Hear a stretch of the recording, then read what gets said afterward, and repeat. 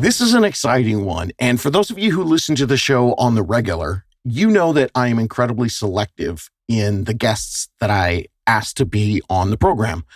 I get requests 4, 5, sometimes 7 to 10 times a week from other podcasters, from other podcasters' PR companies, reaching out to me and trying to get their guest on the show so that they can pitch and sell you something. It always kind of makes me laugh because I'm like, hey, how about you do a podcast for first-time home buyers? Why don't you do some education and empowerment and give them some of the tools? Nope, you just want to sell them crap. Well, these guys I found on my own. This is Dan and Brady Mullen, and they have written a book that breaks down the financial side for home buyers, especially first-time home buyers, in a way that I've never seen. And I'm looking for this stuff everywhere, all the time, 24/7, 365.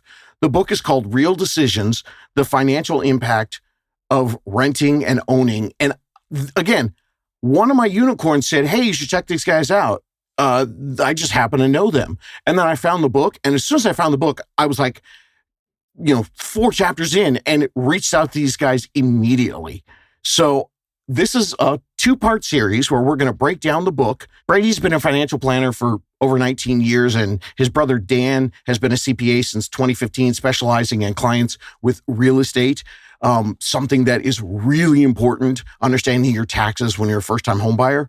So when I got the book, I immediately knew I had to have a conversation with these guys and get deeper into the philosophies, because there are so few places that will break down all the numbers and show you the advantages and the techniques, the things that are going to help you become a first-time home buyer, not just so that you can have shelter, which is actually my favorite thing. It's one of the things on the back of their book. It says, everyone needs to pay for shelter. And these are 2 guys with degrees in accounting that understand the rent replacement strategy, understanding that if you're paying for shelter, there are ways to help you do that so that you can then accumulate stability and wealth. So my 2-part series with Dan and Brady starts now. How to Buy a Home educates, protects, and connects first-time homebuyers to qualified vetted realtors in their area. Whether you're looking for DIY information or step-by-step guidance, How to Buy a Home is the #1 resource for first-time homebuyers. Oh, homies, do we have a treat today? I've got the Mullen brothers here today, and I am so excited. So here's what happened. I was talking to a unicorn, and the unicorn said, oh my God, I met these guys. You got to talk to them. And I was like, why? Turns out that they, kind of the same way that I did, got to a point in their careers where they were doing what they were doing, and they went, there's got to be more than this. I'd like to help people on some of these things that I'm an expert in. And they wrote this book called Real Decisions, The Financial Impact of Renting and Owning. Those of you watching the video, I'm holding it right here. This is it. I am so excited. I actually called them up. We've had a couple meetings, and I said, I just want to get you on the show. So I'm going to let you tell them a little bit about themselves, but we're going to go through this book and go through so many different great tools, tips, and techniques to help first-time home buyers to get really deep and understand the financial freedom and answering the big question, do I want to rent or do I want to buy? So Brady and Dan, who's older? Who gets to go first? I'm older. All right, Brady, tell us about yourself, my friend. So I was a financial advisor for 19 years. And about 15 years into that career, I started noticing what a huge impact real estate made on people's lives, financial impact. And I started running some pro formas and some marketing or some, well, just crunching some numbers and coming to the conclusion that this is one of the most important financial decisions somebody could make. And I was doing things about home ownership in general, real estate investing, upsizing, lots of different related things. And I went to my company. Now, I was independent, but you still have to be compliant in that industry. And I went to the compliance department and I said, hey, I want to integrate this into what I'm offering as financial advice to my clients. And I knew that it was a bit of a gray area because there's lots of compliance in the financial industry. And they said to me what you can probably guess, which is, now they were nice. I had a good relationship with those people, and I think the financial industry does lots of good things for people. So I'm not at odds with them. However, they said we have no way of tracking and enforcing compliance when you go down that path. So you can't talk about it. We recognize what you're trying to do, and we're not nobody's punishing anybody, but you can't talk about it. That's not what we do. And the very short version of the story is I came to the conclusion that the financial industry isn't so much, it's not holistic financial advice per se. It's a lot of financial advice, but they ignore one of the biggest financial levers that we all pull, which is the real estate that we have to make decisions on, because in case you didn't know, if you don't have shelter, you will die. You have to make real estate related decisions, and they have a huge financial impact, and everybody knows that. So the financial industry isn't so much holistic financial advice. They're really kind of the sales arm of Wall Street and some insurance industries like life insurance and things like that. Wow. Yeah, and again, I'm not really holding that against anybody, because every industry needs a sales arm. There's nothing wrong with that. I do take a little bit of issue with the fact that the industry holds themselves out as holistic planners, but that's not what they're doing. And I want to be really clear. I'm not trying to create conflict there, because I think what financial advisors do is very helpful and very useful, but they are ignoring, and again, I don't think it's by choice, because I think there are good people in the industry. It's become, anytime you have a first world country that gets so far down a certain path of people specialize in certain things, that's going to happen anyway, because no one person can know everything. And so that industry has become a different industry than the real estate industry. And those two things, even though they're two separate industries with their own set of rules and regulations and all that, the problem that I have with that is just a legitimate, unavoidable problem as far as I can tell, which is that for all of us as husbands, fathers, mothers, wives, not just men, of course, all of us humans, we have to make real estate related choices, and we know that there's big financial impact to those. And those things aren't that different in my life. There's a lot of overlap. The real estate choices that I make have a huge impact on my finances, and the financial choices that I make have a big impact on the real estate options that I have. So those two things are very connected. Only there isn't one single authoritative source that can tell us, here's what's happening when you make these decisions around real estate. So interesting. That was hit the nail on the head. There isn't one source that can talk about your taxes, your long-term financial goals, what kind of property is the right property for you to buy. And I mean, I'll summarize what you said in layman's terms for the listeners who maybe don't have a financial advisor, because I hear people come to me all the time and say, I need to talk to my financial advisor. I don't think that people understand. Financial advisor, truly, when it comes to buying your home, is a misnomer, because legally, because of compliance, there are things that they can't talk to you about. Is that about right? not only is that true, but there's also, I mean, I can tell you how many hours I spent training as a financial advisor on how to think about the real estate choices that you must make. And that answer is zero. There's exactly no training for financial advisors on how to interact with the real estate, whether to rent or own or upsize or invest or reverse mortgages, all these different huge financial decisions that people make. Financial advisors, not only can they not really go down the path very far for a compliance reason, there's also no training on it. It isn't what they do. Oh my God. See, this is why when we first reached out, I was like, we got to talk, because when Brady and Dan figured this out, they wrote the book and I started a podcast. And because the idea was no one in real estate is talking or training first-time home buyers. No one in financial advising is even getting training in this. Dan, tell us about you, because we basically just disparaged your entire industry because you're still a CPA now, right? Yeah, but I wouldn't call myself a financial advisor per se. Okay, Yeah, great. Those are they're two very separate industries. Yeah. Cool. Yeah, when we're talking to financial advisors and CPAs, like I can help you with your taxes and some of that strategy, but I'm not going to tell you what stocks to pick or mutual funds, right? Yeah. Okay, so tell us about you and what brought you to getting together with your big brother and writing the book. Well, Brady did, to be fair. Now, I've been a CPA since 2015, and I specialize in real estate tax because it's, man, the maneuverability you have in real estate, owning rental properties and such is just off the charts. It's one of my favorite things. It's how I can zero people out. It's pretty common that I can do that. Um, And I Back that wanted to up. know all, Back that up. sorry, Zero people out equals what? Why is that a good thing? to not pay taxes legally. There you go. Just clarifying the vocabulary for people who, a lot of these people are renting and maybe have been doing TurboTax their whole life and in a position where they're not realizing that, oh, you mean there are some times when I don't get a refund because they're all claiming zero on their taxes. Well, I think one of the signs I want to have at my practice is I fix TurboTax, Yes. So, but Well, we're gonna get deep into it because at one point, I had pages and pages of notes, and I left the other notes in the other room. What's the self-employed, the SCEMRR? Is that what it is? the SEM, Self-Employed Mortgage Readiness Review, the SEMR. The It's not SEMR. milk with my pillow. It is SEM, not simmer, right? So, Self-Employed Mortgage Readiness Review. And that's what you said, something to the effect of, I let the banks think that you have money, but show the IRS that you're poor. Is that the frame, the scope of what you're doing? Well, the tagline is how you can look rich to a bank and poor to the IRS. So, Yes. yeah, essentially.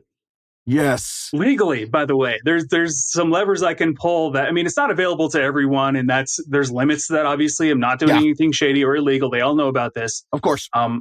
But there are ways where, you can look, depending on how you frame expenses, depending on how you frame certain debts in your business, how you do your vehicle, how you deduct your vehicle has a big impact on mortgage qualification. And one way it will have not only a bigger tax deduction, but also like a higher mortgage qualifying income. There's ways that I've studied these levers for 3 or 4 years now.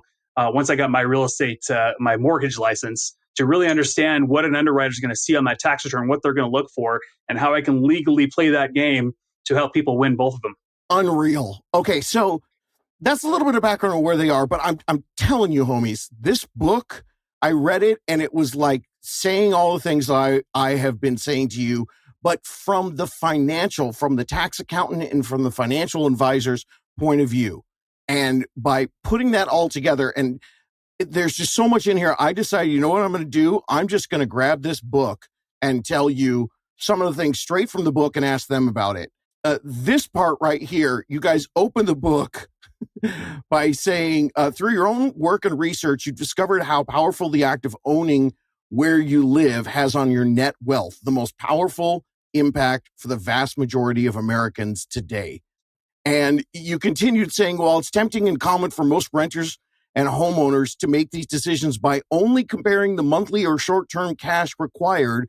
The real empowerment comes in knowing the full picture and the decisions when using complete information.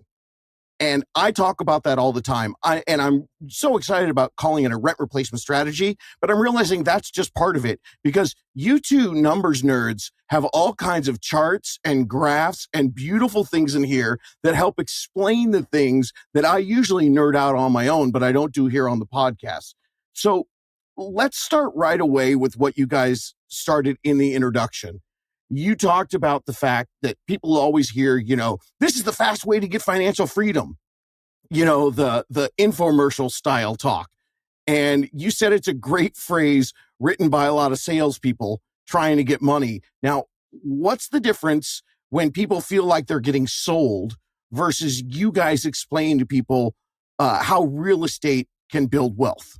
Well, I think, like Brady was saying in his intro, so much of the wealth in this country is baked into real estate. I think the last stat I heard was 2/3 of the wealth in the United States was in real estate equity. Was it not?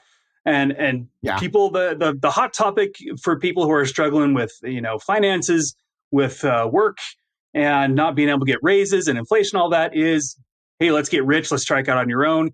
Here's the fast track to do it. I'm not going to make my money doing it myself. I'm going to make money selling you how to do it.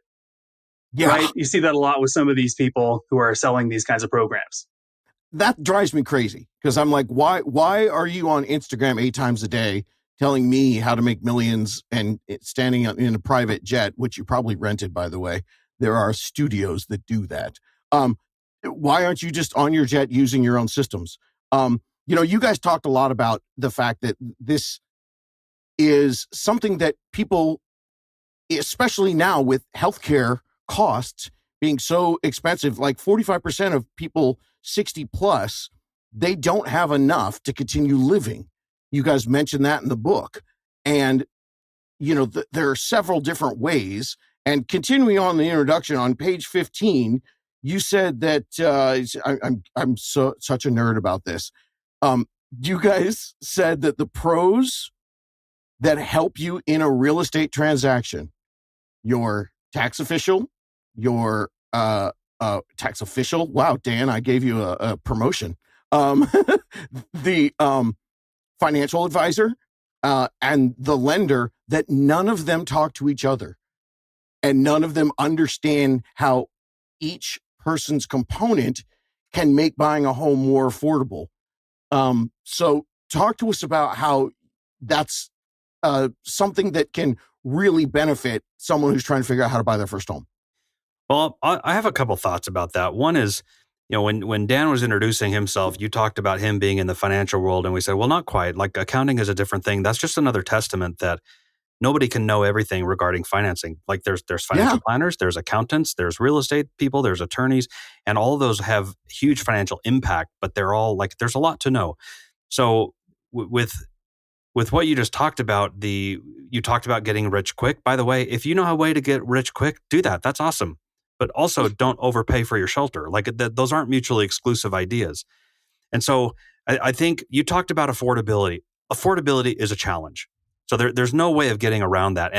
And we're not here saying, hey, you should buy a house because it's less expensive. Shelter is going to be one of your biggest expenses throughout your life. It just is. And there's two ways that you can pay for it. You can either own it or you can rent it from somebody who owns it. So there's a lot of uncertainty out there. By the way, I know that it always feels different when you're living through it, especially for the first time. But guess what? The world is uncertain, and it always, always will be. There's no getting around that. And so I'm a big fan of, if you think of it this way, if the world's uncertain, which either you know that it is or you don't know that it is, but it is, right? So it's just uncertain. If you think of it in those terms, would you rather own something that you know you're going to need for the rest of your life? Or would you rather hope that somebody who has more than they need is willing to give it to you on terms that you like, which is what renting is, right? If you don't know what the future is going to hold, wouldn't you rather own something that you know you're going to need than to have to rent it? And yes, it can be a challenge. Affordability is a real thing. But here's a caveat to that, or at least a counter idea to that, which is renting is also crazy expensive now. By the way, that's not going to go backward either. Those two things are highly correlated. It's the same thing. So if you think of it in terms, I like the idea of people talking about, owning is more expensive than renting. And I think in my head, like, large picture, that cannot possibly be true. That would be like saying that it's less expensive or more expensive for me to go get food at a restaurant than to make it at home. Those are businesses. Right. And a landlord, that landlord's business, and it's a good business, there's nothing wrong with it. That business is to provide shelter to people who need it. And if there's any way on this planet that you think you're going to get that for less than it costs the landlord to own it long term, that just doesn't make mathematical sense. It can't work that way. Otherwise, landlords would go broke. And of course, there's exceptions. You might be renting from your parents, or you might have some sweetheart deal. And sometimes landlords do lose money, sometimes. But large scale, that just isn't possible. And if there's a season where landlords are selling their service / product, i.e. shelter, for less than it costs them to own it, what do you think is going to happen? They're going to raise rents because it has to pay for that, plus some profitability. Otherwise, their business is losing money. And that just isn't what they're in business for. Not good or bad. I'm just saying. And there's also, I know you feel this way too, Dan. There's nothing wrong with renting from an ethical perspective. If you need shelter for a short term, or if you're going to be in a place for only a few months or maybe a year or something, there's nothing wrong with renting. It's not like you're doing something wrong.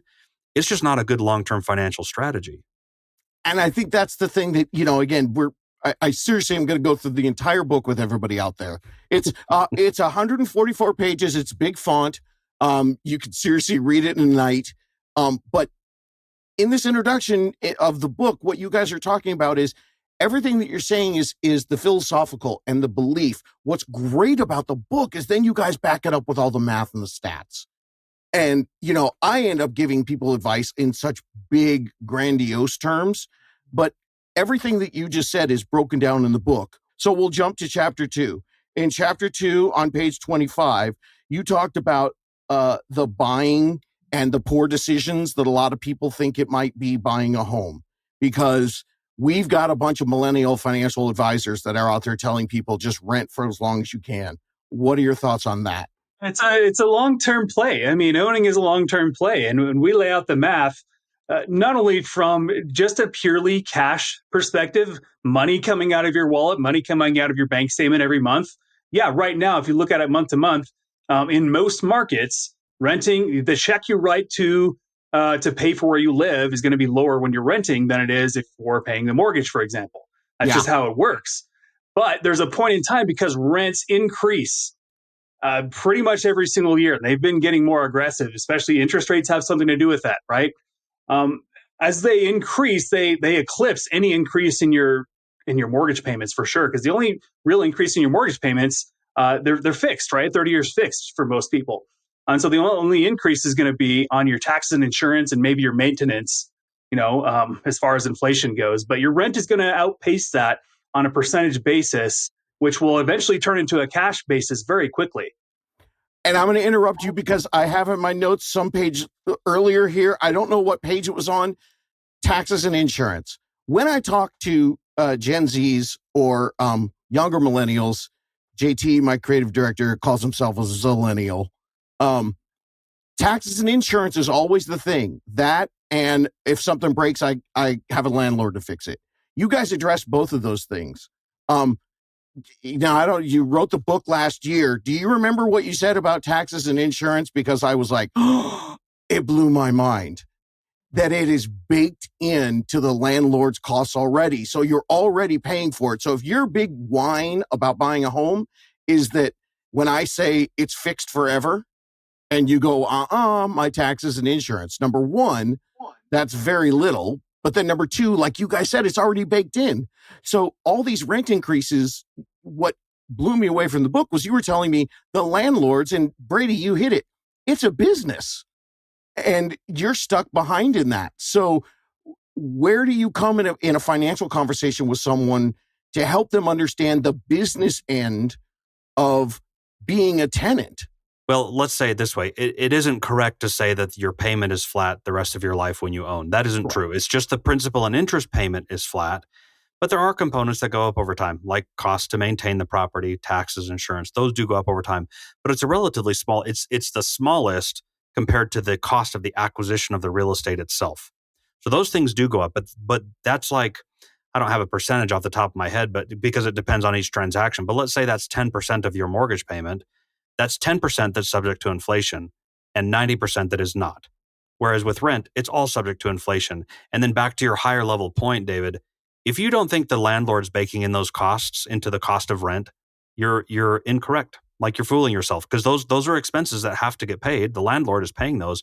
And if you don't think they're including that in how they charge for rent, that's just incorrect. Of course they are. I wanted to add to that too, David, that something I hear a lot too is rent is the highest amount you'll have to pay for a given month, and a mortgage is the lowest amount you'll have to pay, because people are talking about maintenance there, right? But what they never follow up with is that your rent is probably going up by 5% next year or whatever that ends up being.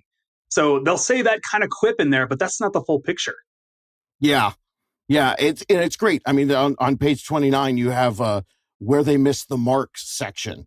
And then again, homies, I'm telling you, I'm gonna figure out a way to get some of these books to some of you homies out there when we finish breaking it down, because there's these awesome nerdy charts with numbers and so much great stuff that helps you understand and see the bigger picture. But I think the great piece about this is it's already baked in. On page 31, you said something that is my favorite thing. For homeowners, your first mortgage payment is the worst it will ever be. Expand on that. Okay. Yeah. So like if your mortgage, so one thing that gets overlooked a lot is how your mortgage payment is some principal and some interest. And the amount of principal you pay on each successive payment is increasing, and the interest is shrinking. Now you get some quasi/pseudo financial people that will say, "Oh, the banks are greedy; they're charging all the interest up front, and you're paying the interest up front, and they get their money."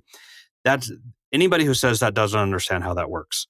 The banks always charge the exact same amount of interest depending on the outstanding balance. So early on in the mortgage, there is a larger outstanding balance because that's how much you borrowed and you're chipping away at it. So there's more interest in the beginning because there's more outstanding money. That's perfectly fair. In fact, if you really think through it, it's something worth being grateful for that somebody figured out how to do that so that you could give your money to a lender instead of a landlord and own the real estate instead of renting the rest of your life, by the way. Yes. So there's that portion of it, but it's significant because even in the beginning, if you have, say, let's call it a $3,000 a month mortgage payment, just for a round figure. Sure. If $500 of that is going to principal, that isn't an expense. You can't call that an expense. If I was doing the books for a company and there's a debt payment, that payment on the books has to get split into two categories. There's an interest expense, and that is an expense. But the principal cannot be called an expense. It's a transfer of wealth. It's turning cash in the bank into equity into some asset. In this case, it's real estate. So by paying down a liability with $500 of that $3,000 payment, that $500 can't be called an expense. Only the $2,500 can be called an expense, and that's interest. And that is shrinking over time. Whereas the portion that you're converting from cash in the bank into equity in your home, that's growing over time. Each and every payment gets better and better and more in your favor on those terms. Now, the check size is the amount, and the check still has to clear. So people still have to manage their cash flow. So you can't just decide not to pay that. That's a part of the terms of the loan. But you're preserving that wealth every time you do that, and it gets bigger and bigger and bigger every month, whereas the interest shrinks and shrinks and shrinks. So that's your first mortgage payment has the most amount of interest and the least amount of principal, so it's your worst one. And it just gets better from there. Whereas rent, it almost never goes down. So your payment in rent today is the best it will ever get. It's only going to get worse, whereas the opposite with a mortgage payment. I was going to say, I wanted to add there too. So one of the things we're kind of subtly saying there as well is if you're renting for $2,500 a month and your mortgage payment is $3,000 a month, but the principal portion of that is $500, that's a break-even proposition on that mortgage payment. And your mortgage payment's getting better and better all the time due to what Brady just talked about, the principal portion of that check going up and the interest portion going down.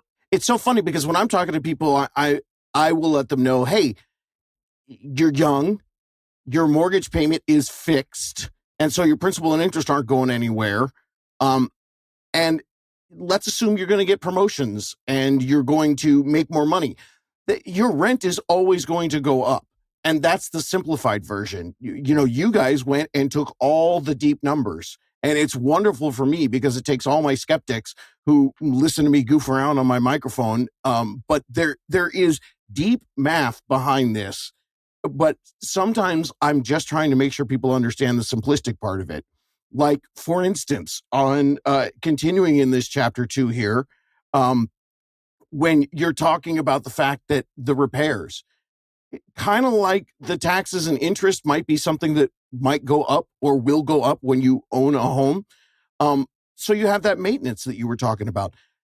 If you are renting and you're thinking that your landlord isn't raising the rent next year, if they have to repair multiple things, again, that's also going to be a baked in portion.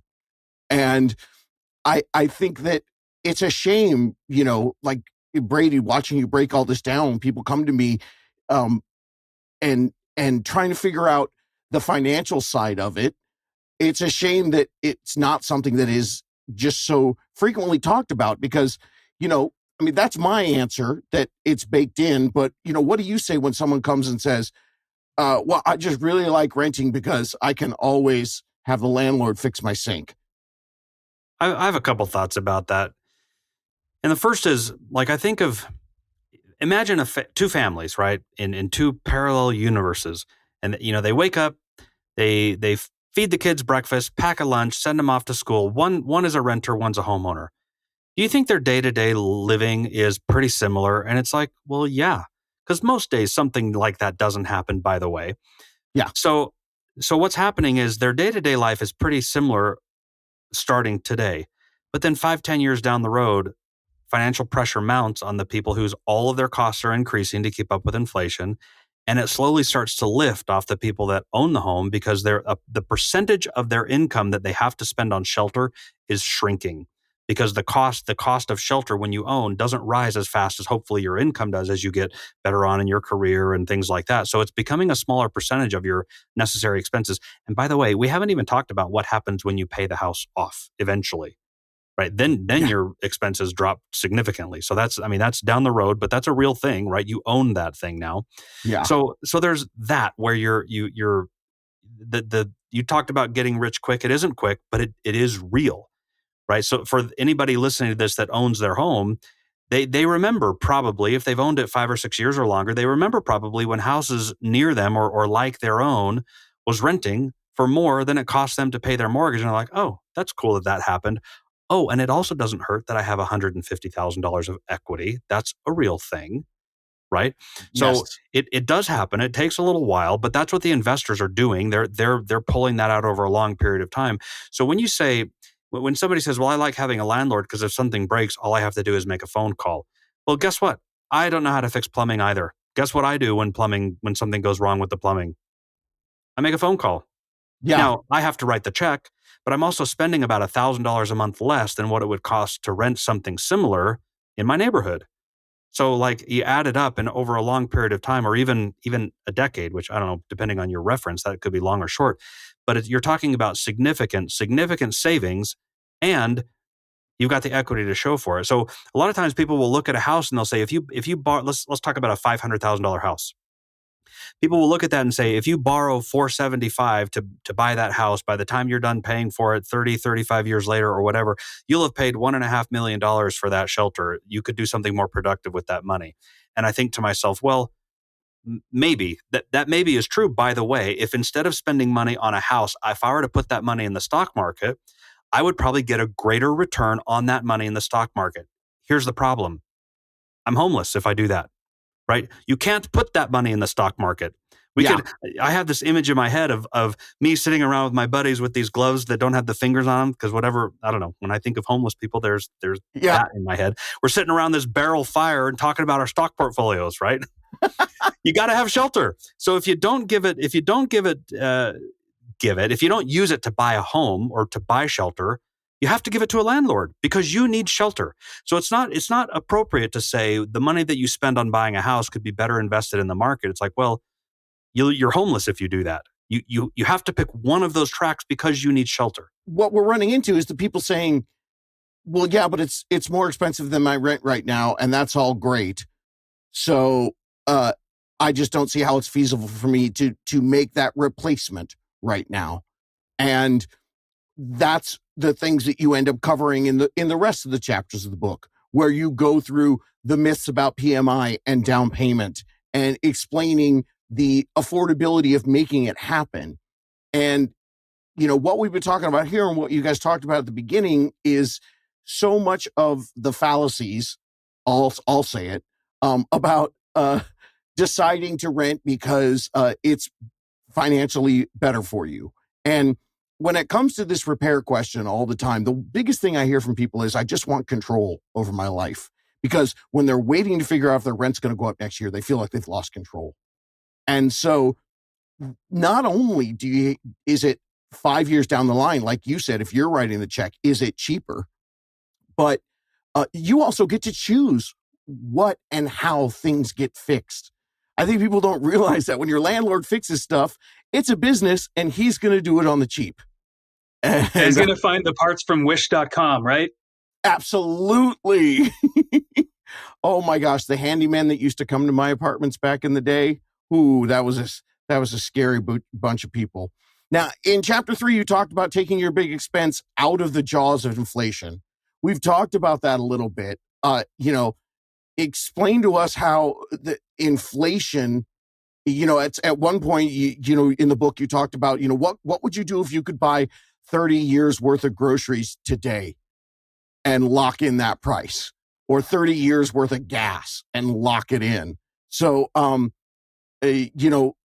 break down a little bit of how, from the inflationary standpoint, that locking in on a home, because everyone asked me about renting versus owning.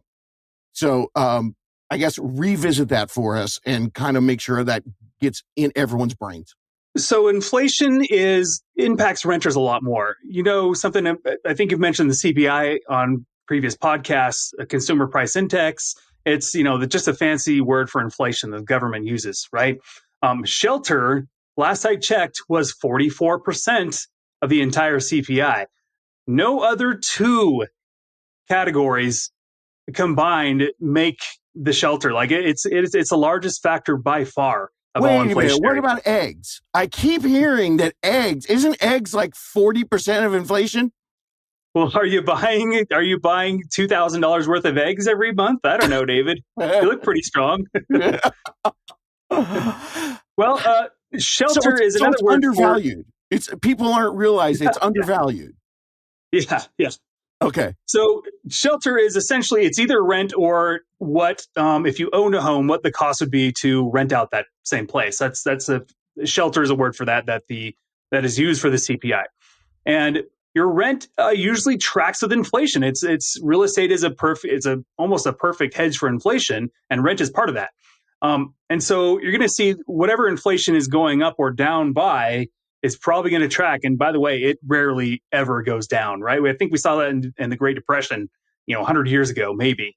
Yeah. But your rent is going up at the same rate as inflation, whereas you're locking in your mortgage expense, the principal and interest portion of it, right? We already talked about taxes and insurance and repairs going up with inflation too, but maybe that's 10% of your total bill, not 90, whereas rent is 100% of that. And so that's going to creep up a lot faster as a renter, your total, what you pay for for where you live, than if you have a mortgage payment and you own the home.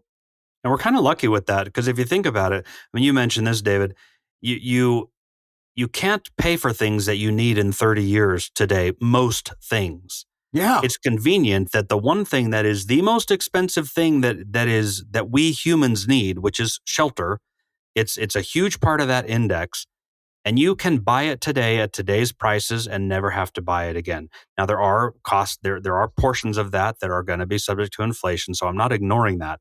But you can buy the real estate that you need for the next 30, 40, 50, 60 years at today's prices. Now, you might decide 10 years from now to move up and to upgrade or whatever, but that's a big deal. That's the biggest portion, and you can get it today at today's prices, and it won't go up because you already own it. Or it will go up, but it'll go in your pocket instead of somebody else's. Yeah. And the cool thing about that too is a bank will give you a loan for that. They won't do that if you try to buy gasoline, right? Yeah. A low interest loan, and Maybe polarize it. I'll walk into Wells Fargo and go, here's the deal.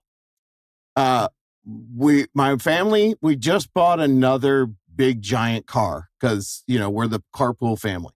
So I want to go over to Costco and buy 30 years worth of gas. May I have a loan for that? I also want Costco to give it to me all today at Costco's price, whatever today's gas price is. So I break it down to the simplistic so many times, but right now in 2025, so many people are afraid. I was talking to a unicorn this morning who said that at her open house this weekend, I swear, I poop you not, this happened.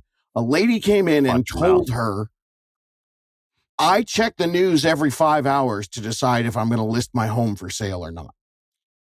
The immediacy of people's mindset on trying to create the timing of buying or selling a home. I do want you guys to know, I call myself a nerd all the time on this show. These homies need your nerdiness to get away from the fear. There's so much, everything you've talked about, the numbers, the long-term planning, these great examples. It helps people to get out of these fearful where they're just looking at, and Brady, you said it, we're always in an uncertain world. And I knew this was going to happen. I have more to talk to you about. So, homies, this is going to be weird. I'm putting this on pause right now, and we're coming back for Chapter 4 on total wealth, Chapter 5 on where the money goes, Chapter 6, the cost of waiting, and Chapter 7, the security of home ownership. And then Chapter 8 is one of my favorite homies, inventory. Yeah, we're going to talk about all that. So, Dan and Brady, say goodbye to everyone, and we'll come back in a couple days. Thanks, David. Bye. Thanks, David. Thanks, Dan. All right, How to Buy a Homies. That was part one. Part two of this interview comes up in the next episode in your podcast feed.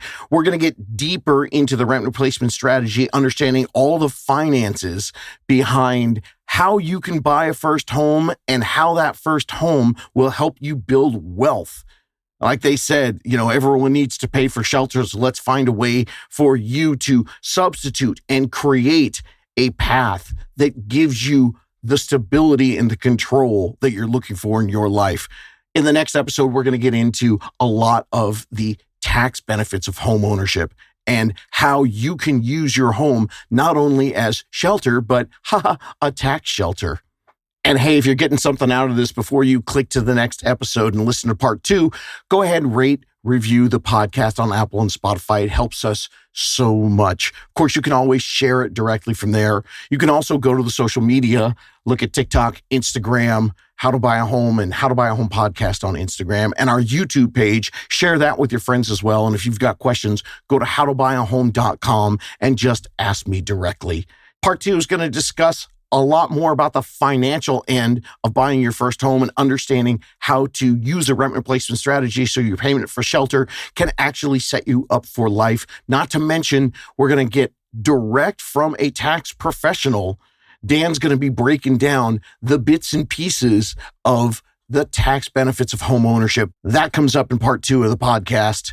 Please rate, review, share this podcast with everyone. Build this revolution. Let's get more people understanding all the hows, the whats, and the whys of home ownership, including these great pieces about the financial benefits of home ownership. Stay tuned, gang. Part two is the next episode. Oh, I forgot. You can do this. Looking for more DIY education or your own personal step-by-step guidance through the home buying journey? Since 2019, How to Buy a Home has been the #1 resource for first-time home buyers. So visit howtobuyaHome.com to get started.